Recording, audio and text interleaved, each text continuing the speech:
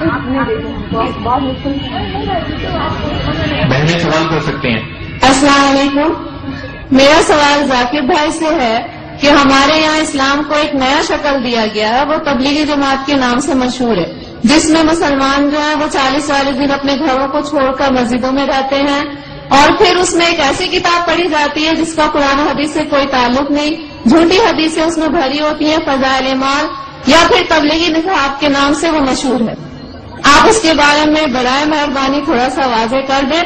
دوسری بات یہ کہ فاتحہ جو لوگ کرتے ہیں اور اس کو یہ صحیح سمجھتے ہیں بالکل، اس کے بارے میں آپ کی کیا رائے ہے؟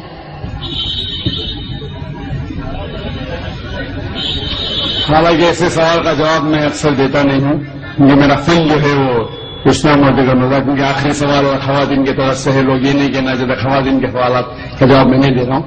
میں نے سوال پوچھا کہ تبلیغ جماعت جو ہے ایک جماعت ہے ہمارے مسلمانوں میں، ہندوستان میں خصوصاً، وہ تبلیغ نصاب پڑھتی ہے جس کے اندر حدیث مکسچر ہے. آپ بالکل صحیح فرماتے ہیں کہ تبلیغ نصاب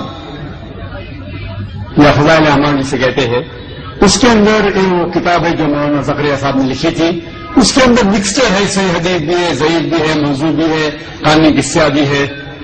تو اسے سارے حدیث کو ماننا اور سارے حدیث پہ عمل کرنا صحیح نہیں. ہمیں عمل کرنا چاہیے صحیح حدیث پہ. صحیح حدیث ہماری حجت ہے.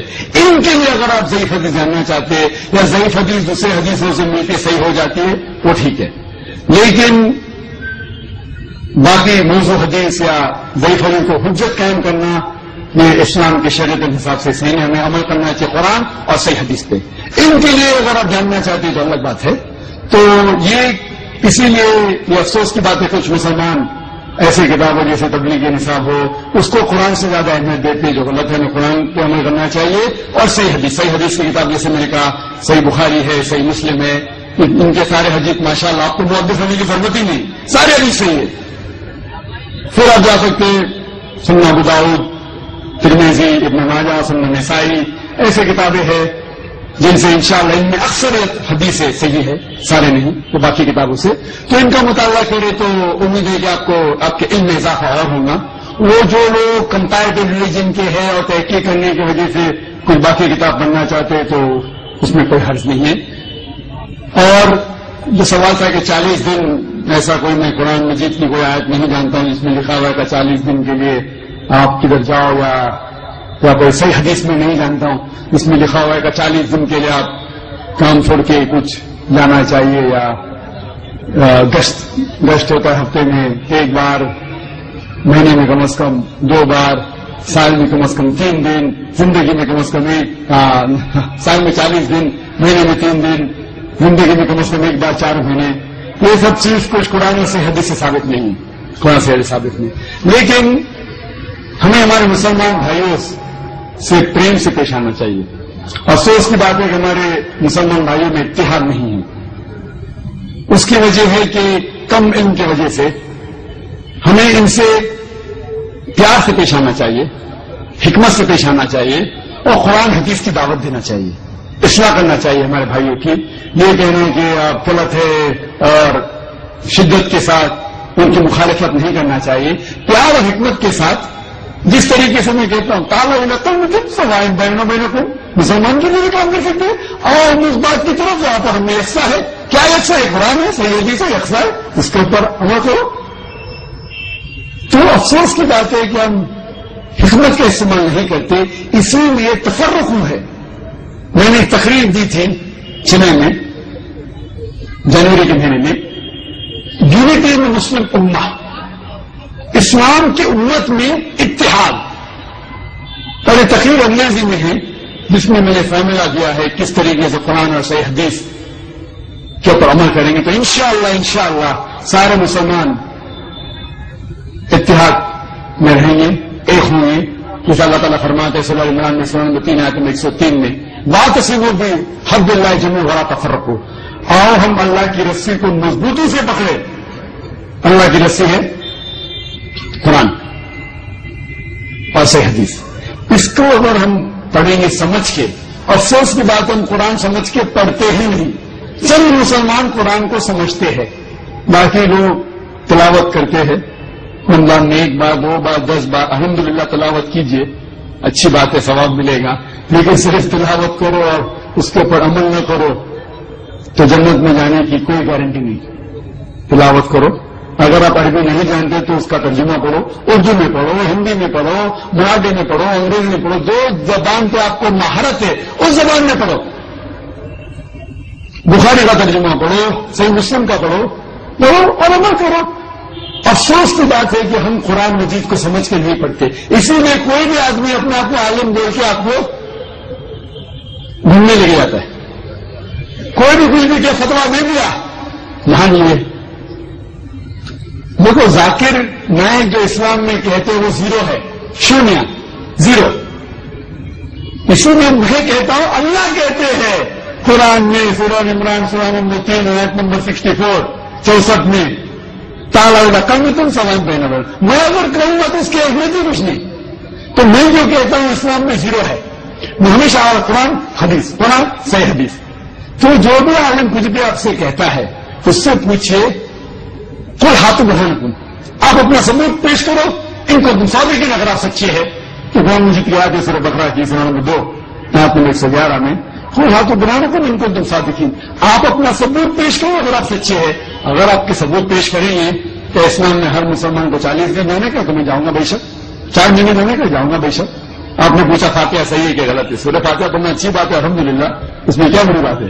لیکن آپ کا مین سوال ہے کہ کھانے پہ فاتحہ پڑھنا اور کسی شخص کے نام کے اوپر ذریعہ بنا کے کرنا، قرآن مجید میں کم از کم 4 جگہ کہا گیا ہے۔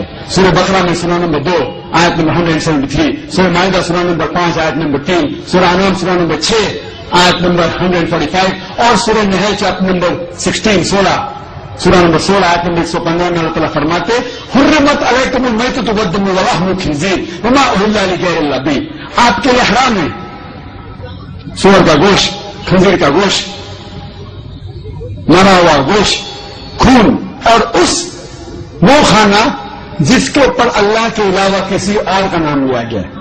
تو اگر آپ اللہ کے علاوہ کسی اور کا نام لیتے کھانے پہ، چاہے وہ محمد صلی اللہ علیہ وسلم کا بھی ہو، اگر آپ محمد صلی اللہ علیہ وسلم کا بھی نام لیتے کھانے پہ تو قرآن کی آیت کے حساب سے آپ کے لیے حرام ہے۔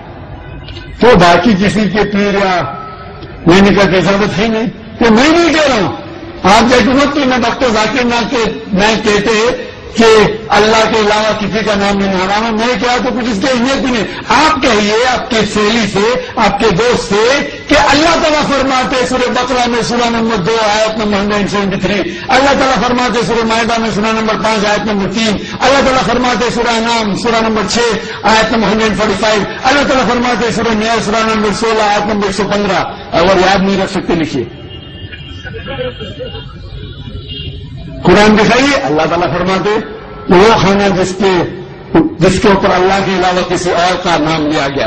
تو اکثر جہالت کی وجہ سے کچھ ہمارے مسلمان بھائی بہن اس غلط فہمی کا شکار ہے، کیا یہ دین کے اندر یہ دین کا مسئلہ ہے؟ لیکن اس بات پہ میں اس جواب کو ختم کروں گا۔ شیخ ابن تیمیہ فرماتے ہیں، شیخ ابن تیمیہ جو الحمدللہ ثم الحمدللہ ایک بڑے عالم تھے الحمدللہ، وہ فرماتے ہیں کہ اگر کوئی مسلم کوئی دوسرے انسان کو سجدہ کرتا ہے یہ سمجھ کے کیا وہ ایک دین کا حصہ ہے تو وہ شرک نہیں کر رہا ہے۔ اگر کوئی مسلمان ایک دوسرے انسان کی سجدہ کرتا ہے یہ سمجھ کے کہ دین کا حصہ ہے تو وہ مشرک نہیں ہے جب تک آپ اسے یہ نہیں سمجھائے کہ یہ غلط ہے۔ تو اگر انجانی میں جہالت میں اگر کوئی مسلمان بھائی کوئی غلط کام کر رہا ہے تو ہمارا فرض ہے کہ ہم حکمت کے ساتھ یہ اسے سمجھائے۔ اللہ تعالیٰ فرماتے سورہ نحل میں سورہ نمبر 16 آیت نمبر 125 میں ادعو الی سبیل ربک بالحکمہ والموعظۃ الحسنہ وجادلہم باللتی حسن، کہ لوگوں کو بلا اللہ کی طرف حکمت کے ساتھ اور حکمت کے ساتھ اور اچھے طریقے ہے کہ ہم مسلمانوں میں اتحاد پیدا کریں قرآن اور حدیث کی روشنی میں۔ یہ شیخ ابن تیمیہ کا جو قول ہے تو ہمارا فرض ہے کہ ہم جو مسلمان بھائی انجانے میں جہالت میں کوئی غلط چیز کر رہے ہیں تو پیار سے سمجھائیے، حکمت سے سمجھائیے، قرآن کے ذریعے سمجھائیے. وہ آپس میں جھگڑا کرنے سے اختلاف بڑھیں گے اور ہم مسلمان اتحاد نہیں ہوں گے. تو میری گزارش ہے مسلمان بھائیوں سے اس سوال کے آخری جواب دیتے وقت کہ انشاءاللہ ہمارا فرض ہے کہ ہم قرآن کے اوپر چلے، صحیح حدیث پہ چلے، اس کے اوپر عمل کرے اور یہ پیغام مسلمانوں میں نہیں غیر مسلمان تک پھیلائے. وآخر دعوانا